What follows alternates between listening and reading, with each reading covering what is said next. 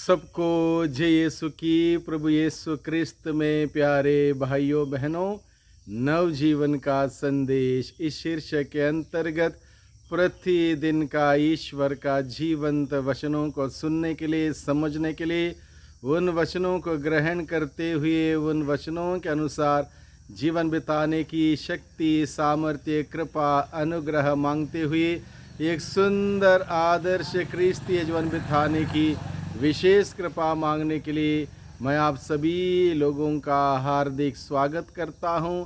आज अक्टूबर की 14 तारीख है, मंगलवार का दिन है और आज के दिन में हम सबों के लिए मनन चिंतन करने के लिए विषय दिया है संत लूकस के द्वारा रचित सुसमाचार अध्याय 11 पद संख्या 37 से 41 का प्रसंग है। इस छोटे से प्रसंग में प्रभु यीशु मसीह हम सभी लोगों को यह सिखाना चाहता है कि वास्तविक पवित्रता कैसी है और कैसी होनी चाहिए, क्या है और कैसी होनी चाहिए वास्तविक पवित्रता।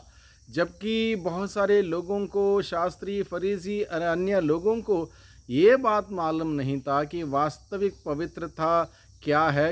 वो सोचते थे बाहरी रूप से सब कुछ शुद्ध रखना, बार बार हाथ धोना या बर्तनों को बाहर से साफ करना, ये सारे बहुत सारे क्रियाकलाप करने से वो मानते थे कि हम शुद्ध हो गए हैं। लेकिन प्रभु यीशु मसीह बताता है शरीर के साथ साथ आत्मा का शुद्ध होना ही पवित्रता है। आत्मा शुद्ध नहीं है, केवल शरीर शुद्ध है, वो पवित्रता नहीं है। इस बात को प्रभु आज के सुसमाचार के द्वारा बड़े स्पष्ट शब्दों के द्वारा हम सभी लोगों को सिखाना चाहता है, क्योंकि बहुत सारे लोग भ्रांत धारणाओं को लेकर जीते हैं कि हम बाहर से शुद्ध हैं तो हम शुद्ध हैं, प्रार्थना से पहले स्नान करके गए तो मान लिया कि हम शुद्ध हैं। नहीं, प्रभु चाहता है कि हमारी मन, हमारे दिल, हमारी भावनाएं, हमारे सोच, हमारे विचार, हमारी बातें, हमारा रहन सहन, उठना बैठना सब कुछ पवित्र हो, और उसके लिए आंतरिक पवित्रता बहुत ही ज़रूरी है। ये बात प्रभु हमें आज के दिन में सिखाता है। जैसे कि यहाँ पर लिखा है, ईसा के उपदेश के बाद किसी फरीसी ने उनसे यह निवेदन किया कि आप मेरे यहाँ भोजन करें, और वह उसके यहाँ जाकर भोजन करने बैठे। प्रभु को न्योता मिला भोजन करने के लिए फरीसी के यहाँ, और उसके न्योता पर प्रभु यीशु मसीह उनके यहाँ भोजन करने के लिए बैठे। वहाँ की एक घटना प्रभु हम सबों के सामने आज के दिन में रखता है। फरीसी को यह देखकर आश्चर्य हुआ कि उन्होंने भोजन से पहले हाथ नहीं धोए।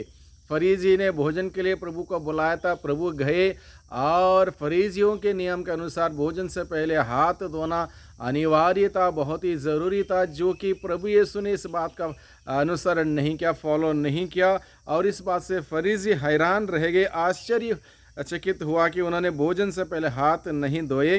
प्रभु ने उससे कहा, तुम फरीसी लोग प्याले और थाली को ऊपर से तो मांजते हो, परंतु तुम भीतर लालच और दुष्टता से भरे हुए हो।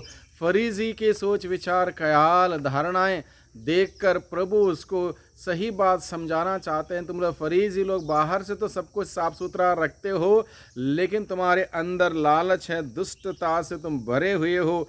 मूर्खों, जिसने बाहर बनाया क्या उसी ने अंदर नहीं बनाया?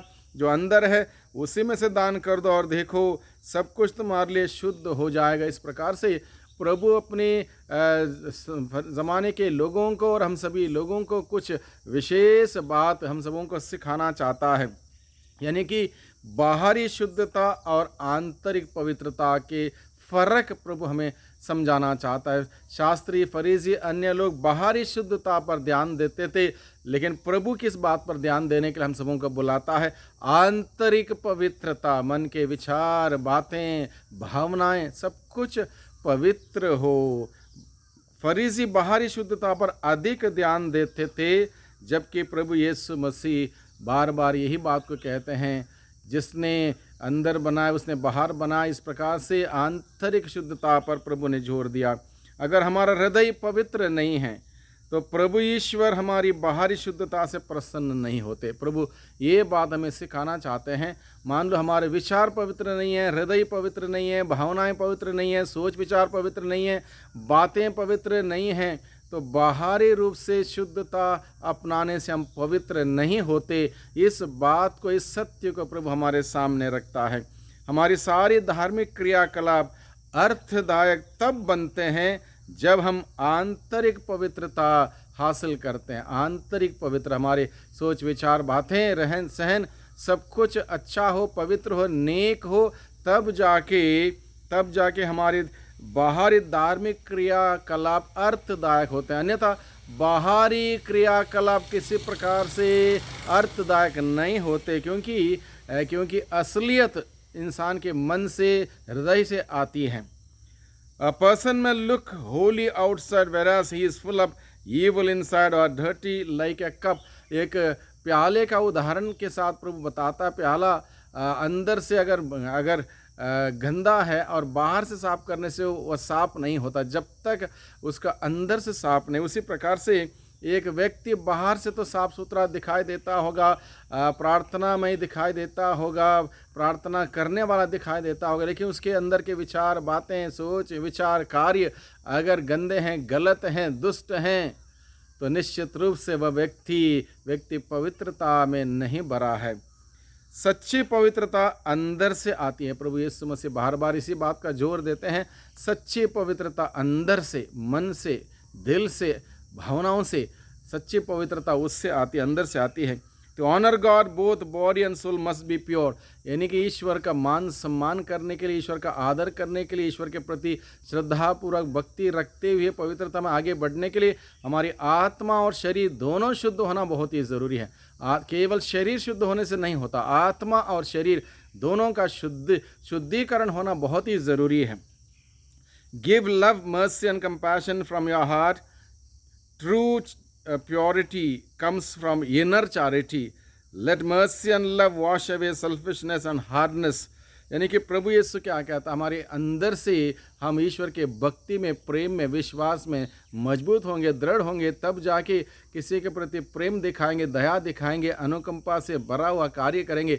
वो कार्य अधिक जेन्युइन होगा, अधिक सच्चा होगा और उस कार्य से हमें आध्यात्मिक लाभ होगा और हम प्रभु की महिमा कर पाएंगे, प्रभु की महिमा देख पाएंगे। इसलिए प्रभु इसी बात पर बार बार जोर देता है कि जो कुछ हम करते हैं दिल से करें, मन से करें, सच्चाई से करें, ईमानदारी से करें, जिसमें कोई कपट ना हो, कोई ढोंग ना हो, कोई बाहरी दिखावा ना हो, आडंबर ना हो, बल्कि सच्चाई से भरा हुआ हो। और प्रभु इसी बात को पसंद करता है। इसी बात के लिए प्रभु आज के दिन में हम समूह को बुलाता है, निमंत्रण देता है कि हम सभी इस प्रकार का पवित्रता का जीवन बिताएं। बाहर से, अंदर से, सोच से, विचारों से, बातों से, कार्यों से, रहन सहन से, उठने बैठने से, हर प्रकार से हम पवित्र बने और इस प्रकार का पवित्र जीवन जीने के लिए प्रभु हमें बुलाता है। प्रभु को धन्यवाद दें आज के दिन के लिए और आज का दिन प्रभु की मर्जी के अनुसार जीने के लिए प्रभु से विशेष शक्ति, सामर्थ्य, कृपा, अनुग्रह मांगें। सबको धन्यवाद, सबको जय यीशु की।